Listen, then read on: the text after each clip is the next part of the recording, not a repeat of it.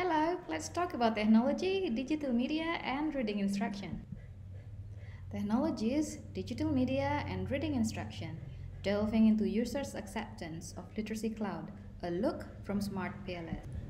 There will be a brief introduction to begin with, and then followed by method, and then next we're gonna talk about result and discussion. Lastly is to conclude, and then finally giving the suggestion. Students starting a school already start gaming, blogging, apping, networking, and they are using technology in all area of their life. They are the Z generation. They are the 94 populations of the world, and now they are the future generation of us. They have entered the world of multimodal technology. The development of technology and digital media affect students, teacher, and reading instruction in a dramatic ways. And that is why we call them children of the screen. They are using technology. It's very easy, every day, as a part of their life. The use of technology in children has been researched and documented for at least 30 years ago. Olsen and Brunner argue that technology-based games have a central role in the pattern of technology, and it critically changed learning. And this idea is supported by Byron in 2008. He argues that any massive change in early childhood significantly changed the use of technology in the future life, and the use of technology potentially significant in impacting how the brain and structurally work and functioning. Now, technology starts from home. Children are witnessing how their older people interacting with technology and they start adapting it. They are doing what their older people around them doing. They observe and copy. With the change and the development of technology in all media, it affects the social, cognitive, and the language instruction. So it's not excessive if it is to suggest that technology can affect instruction in reading activities as well. Now let's have a look at what happened in Indonesia. A lot of data have shown the Indonesian position across the globe about literacy. PISA, for example, the program for international students assessment, placing Indonesia in number 64 out of 74. And the other one is the Central Connecticut State University, placing Indonesia number 60 out of 61. And that is not very good. Seeing that literacy actually is a key important role in life, literacy will improve and unlock learning and helps students to become a lifelong learner.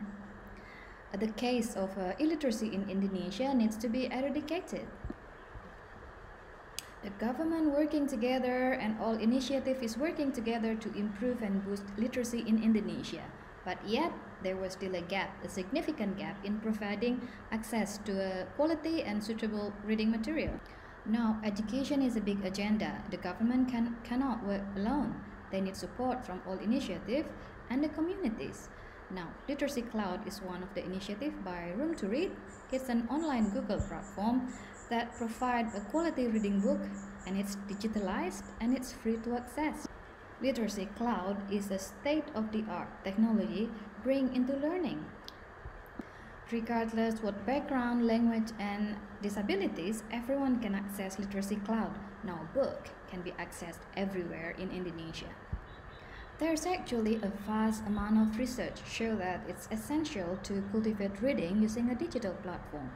Yes, Literacy Cloud is doing it. Literacy Cloud enable learning, motivate, and also inspire. And that is why it's very important to study the user's intention to use Literacy Cloud. What factors are affecting them when using Literacy Cloud in reading instruction, whether at home or at school. Now, let's talk about the methods that are being used in this research. The Van Kates UP-AUT models is being used as a model in studying this phenomena. And these technology acceptance models have been widely used across the globe. Van Kates models of analysis comes with several descriptions of variables. Let's take a look at the variable closely. In this study, we want to see the intention of users using the literacy cloud. We're going to see it in a facilitating performance, environment, and significant, and so forth.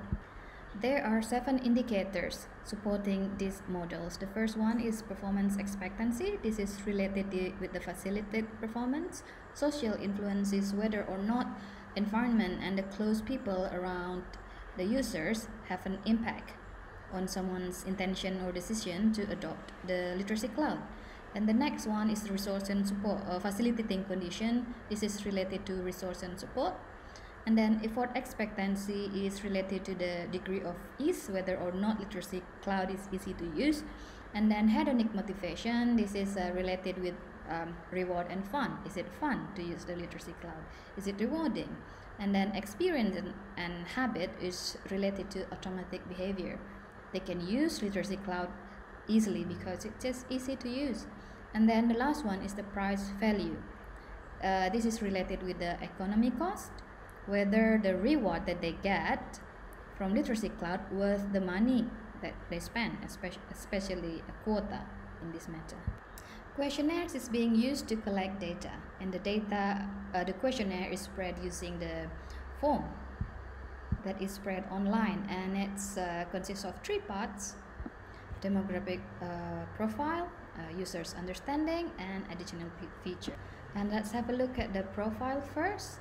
So most of the users are actually in age ranging for 31 to 40, and then mostly are female. And then the next one, we're going to have a look at the demographic position. Most of the users are actually placed in Badung dan Pasar, but this data is gathered from all regencies in Bali and also several regencies in Java. A partial least square, a SQL equation model, is being used to analyze the data, known as Smart PLS, and it's good to use in this experiment, seeing it's stable for a small samples and experiment purpose. Using a bootstrapping method, it has been found that the rule of thumb for the R square is 0.75, but the study achieved score of 0.8, meaning that endogenous can explain the exogenous. The validity of the measurement has to be analyzed first before data is being calculated. The most common one to check the convergent validity is using the average variance extracted and also the row A. The rule of thumb for AVE is 0.5 and the row A is 0.7, and in this study it's all exceed the number suggested. Because all indicators is sufficiently exceed the numbers, this is the summary. Discriminant validity is also being measured using a Fornell Larcker criterion, and the root square should be greater than the correlation between the latent variables. To test the hypothesis in this study, we are using the signification of 0.05, and the t-statistic should exceed more than 1.64. 3 variables confirm it affecting the intention of use literacy cloud: hedonic motivation, habit intention, and price value. And from that, we can suggest several things. The first one is the habit of using habit is affecting greatly using literacy. If someone feel that literacy cloud bring a great benefit, they'll use it automatically. And it's also related to the price value. If they feel it's very beneficial and worth it, they will pay anything. And then if the application bring pleasure, they will use and adopt the technology.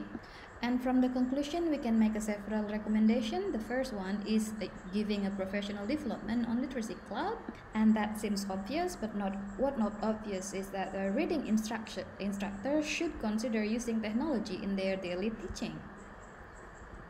They should consider this because of the rapid expanding technology. For more comprehensive report on this study, you can view our articles, and thank you very much for listening, and I hope to see you again in another occasion. Thank you very much.